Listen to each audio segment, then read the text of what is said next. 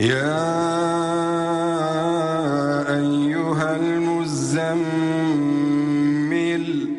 قم الليل إلا قليلا نصفه أو انقص منه قليلا إن الحمد لله نحمده ونستعينه ونستغفره ونعوذ بالله من شرور أنفسنا ومن سيئات أعمالنا من يهده الله فلا مضل له ومن يضلله فلا هادي له أشهد أن لا إله إلا الله وحده لا شريك له وأشهد أن محمدًا عبده ورسوله أما بعد فإن أصدق الحديث كتاب الله وخير الهدي هدي محمد صلى الله عليه وسلم وشر الأمور محدثاتها فإن كل محدثة بدعة وكل بدعة ضلالة وكل ضلالة في النار وبعد فالندريم تكون الله عز وجل أتى فالندرويم بريتين ديهم هذا فالكركويم سلواتت يادرقوين محمد صلى الله عليه وسلم familjes e tij, shokëve të tij dhe kerejt muslimanëve që ndjekin rrugën e tij deri në ditën e gjykimit. Vëllezër të dashur musliman, xhamatnin të nderuar, ne inshallah tani do të fillojmë të flasim diçka rreth musafirit ton që tash e presmi. E ai është muji i Ramazanit ose agjerimi. Inshallah prej tani do të fillojmë të flasim rëndësinë e agjerimit. Rëndësinë e këtij muji, çfarë vlerë ka dhe si duhet pritur dhe çka pritet ose si pritet dalja për këtij mujit të bekuar të Ramazanit. Dhe të mja fillu tani që në të na fokusohet pak në kokat tona se jemi duke pritur një diçka të madhe, jemi duke pritur një diçka të shtrenjtë, e ai është agjerimi i mujit të Ramazanit. E kësaj radhe, inshallah, do të flasim një tru rreth historikut se si ka ardhur agjerimi deri tek ky agjerimi që na e kemi. Shkallëzimi i tij, si ka qenë më herët dhe si erdhi deri tek agjerimi që na tashti e kemi kështu të kompletuar. Fillimisht, nëse e shikoni literaturën islame, keni me po që agjerimi si agjerim ka qenë obligim veç dita e Ashurës. Dita e Ashurës, kjo ka qenë obligim, për cilën ka folë pejgamberi për vlerën e asoj dite. Ndërsa, nuk është kanë, sikur tani që është se tani për tani, agjerimi i Ashurës është sunne, e pëlqyer shumë. Ndërsa, atëherë në fillim, ka qenë obligim. E kem postur obligim shokët e pejgamberit me agjeru ditën e Ashurës. Ndërsa sikur që thot Aisha radiallahu anha, hadithin që e sjell Buhariu dhe Muslimi, thot se dita e Ashurës në fillim thot ishte një ditë që Qurayshët, fisi Quraysh, pa dhe fiset tjera, e agjerojshin edhe në ignorancën e tyre, edhe në gjahiliet, në ignorancën e tyre e agjerojshin. E pastaj, kur erdhi Muhamedi sallallahu alaihi wasallam si pejgamber, edhe ai e agjeroi si pejgamber. E pastaj tregon Aisha këtë hadith, kur u bart pejgamberi alaihi salam boni hijretin për në Medinë, edhe atje agjerojke dhe një herit i obligojke shokët e tij me agjeru, i urdhrojke, që i bjen i obligojke, shokët e tij me agjeru ditën e Ashurës. Deri kur? Deri sa zbritën ajetet dhe u bën obligim muji i Ramazanit. Kjo ishte fillimi si historia e agjerimit. E pastaj, kur u bën muji i Ramazanit obligim këtu ditët që na 29 apo 30, kur u bën obligim, dietarët kanë thënë se kjo u bën obligim në vitin e dytë të hijretit. Pra nuk ishte muji si muji i Ramazanit që na tash të presmi, nuk ishte obligim me agjeru kur ishte pejgamberi në Mekë, por as në fillimin e hijretit të tij në Medinë, po pas 2 vite të hijretit të tij, të shpërnguljes së tij prej Mekës në Medinë, që atëherë u bë obligim. Dhe Ibn al-Qayyim, kur e përmend këto në librin Zadul Ma'ad, thotë se Allahu Azza wa Jall me urtësi gjithherë punon. Allahu me urtësi punon. Dhe e bëri që mos me kon që në start, që në fillim, mos me kon ky obligim deri kur?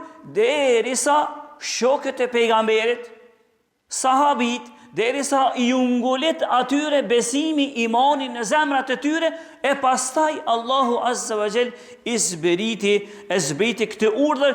Dhe thot Ibn al-Qayyim në këtë vend, nëse shikoni se sa agjerime i kanë rënë pejgamberit alayhis salam, sa agjerime i ka agjeru, sa muj i bjen që i ka agjeru nën agjerime ose nën muj gjatë jetës së tij.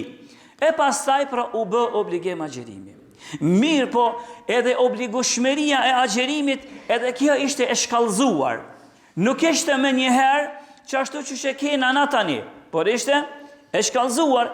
Në fillim ishte kur Allahu Azza wa Jall i tha njërë obligative agjerane muajin e Ramazanit. Mirë po, në fillim nuk ishte që she kemi na.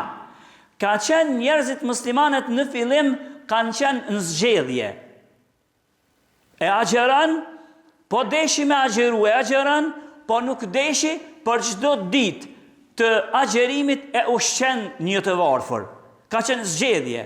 Edhe nëse ka qenë mirë, shëndosh, krejt në rregull ka qenë, por që nuk pe agjeran, ama obligimin e dytë do të me qunë vend, ka ushqy të varfër. Ky ishte edhe fillimi, sikur që Allahu Azza wa Jalla në Kur'an, wa 'alal ladina yutiqunahu fidyatun ta'amu miskin, e ata që dojnë me agjeru, atyre që ju bët obligim agjerimi, ose kanë vështirësi, mujnë me ushqy dikant të varfër. Mujnë me ushqy dikant të varfër. Ndërsa e sqaron Henes më shumë këtë hadithin që ka sjell Buhariu dhe Muslimi që vjen prej Selamet ibn Akwa, i cili thotë se në fillim thot kur muslimanët ishte kjo zgjedhje për me kon, dhe i thotë alel ladina yutiquna fidyatun ta'amu miskin, kur ishte ky ajet që janë zgjedhje me agjeru ose me ushqy dikan, kështu tha vazhdoi deri kur, derisa zbretën ajetet që vinë pas, që Allahu i bëri obligim mujin pa tjetër, jo me kon në zgjedhje. Dhe prej dietarëve bashkëhori Ibn Uthaymini në librin e Sharh al-Mumti', kur ka folë për këtë çështje, ka thonë se me pajtimin e dietarëve, muji i Ramazanit fillimisht është bërë obligim vitin e dytë të hijretit, me pajtimin e dietarëve. E pastaj në fillim kur u bë obligim, thot Ibn Uthaymini këtu, ky dietar thot ishin në zgjedhje, ose me agjeru, ose me ushqy dikan. Thot dhe këto Allah Azza wa Jall e bëri prej urtësisë së tij. Edhe ky dietar thot prej urtësisë së tij që njerëzit mos me i ngarku më njëherë, derisa të dresohen, derisa të mësohen, derisa të adaptohen me këtë çështjen e agjerimit. Thot Ibn Uthaymini kjo janë ngjashme. Allahu ka punu me agjerimin sikur që është pat urdhëru dhe punu me çështjen e alkoolit.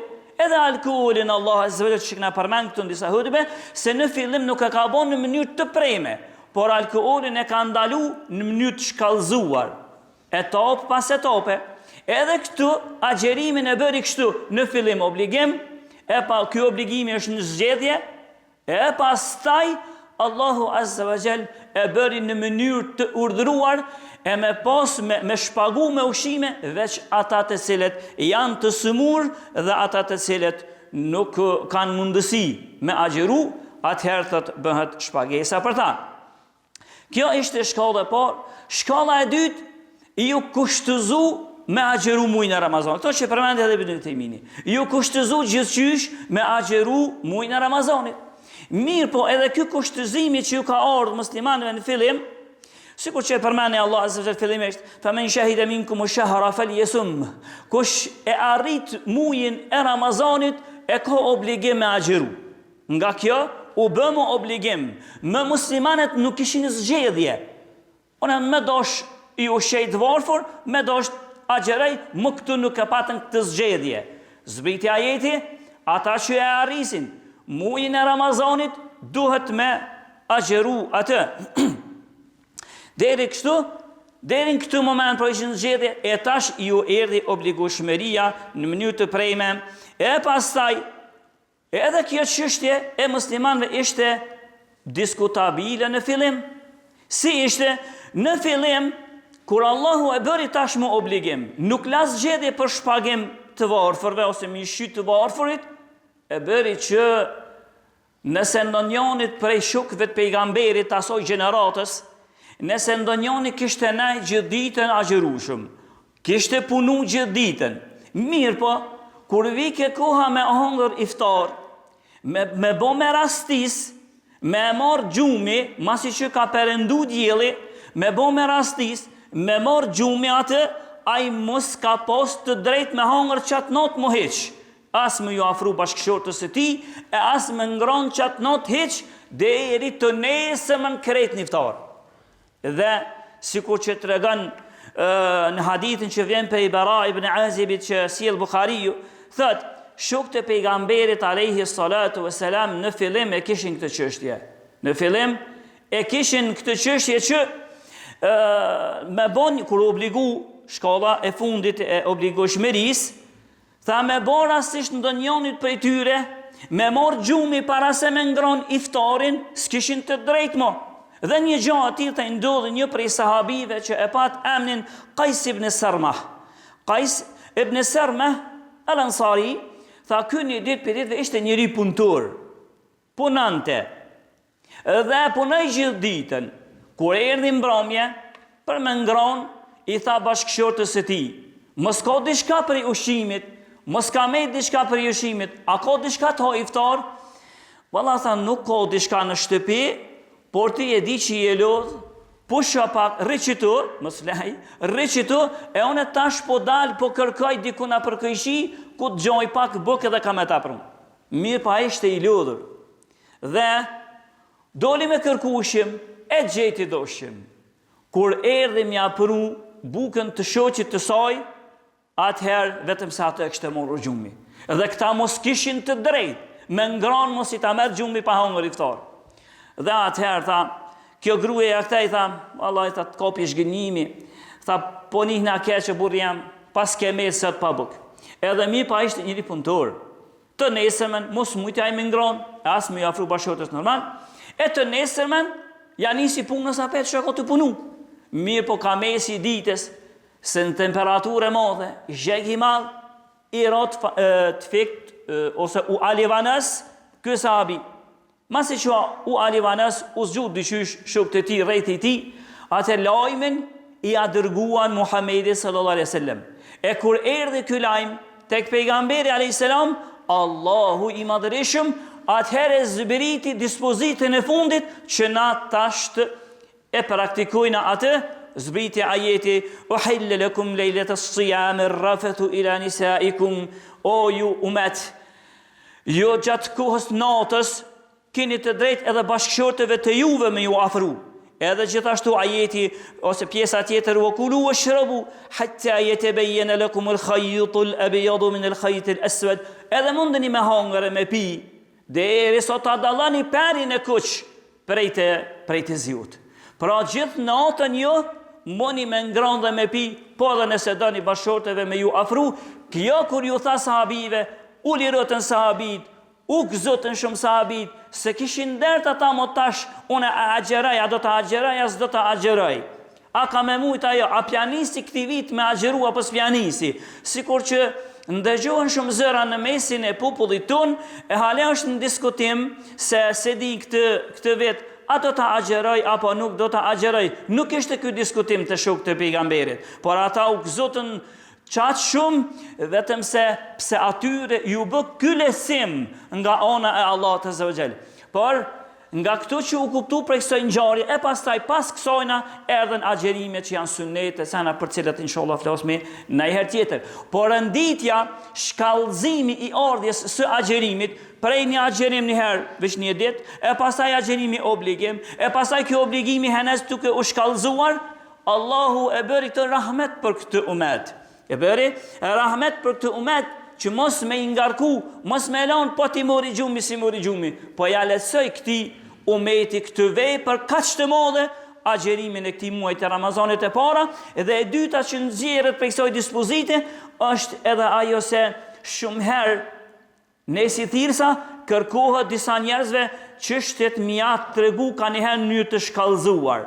Dikujt një shkallë pak më të ulët të shpjegimit të gjërave, e dikujt pak më lartë, nëse është niveli i tij, dikujt nëse është henez më i ditur, atëherë shkohet me një shkallë edhe më të lartë, qysh e trajtoj këtë, qysh e zbriti Allah azza wa jalla çështjen të agjerimit, qysh e ka bën çështjen e alkoolit dhe senet e tjera. Kështu na ka dhënë praktikisht neve mësim se edhe na kështu duhet përpiqemi, nëse dikon dona t'ja mësojnë dinin, t'ja mësojnë në mënyrë qysh e ka kapacitetin në mënyrë të shkallëzuar. Kjo ishte një historik i shkurt i agjerimit, si erdhi deri tek agjerimi që na e kena 30 apo 29 ditë të plota, si erdhi deri tek kjo që vetëm gjatë ditës me agjeru, e pastaj gjatë natës me pas të drejtë, me ngranë, me flajt, edhe me ju afru bashkëshorteve. Kjo ishin disa fjalë për historikun, e për vlerën e këtij muaji, inshallah tash mbetet në herat e ardhshme. E lusmi Allahun azza wa jall që të na ban për tyre që e arrim këtë muaj, e agjerojmë dhe dalim pastaj prej atij muaji pa asnjë gjëna. Lusmi Allahun të na falë, na mëshiron. Lusmi Allahun azza wa jall me pejgamberin xhenetën e takon. Aqulu qawli hadha astaghfirullah li wa lakum.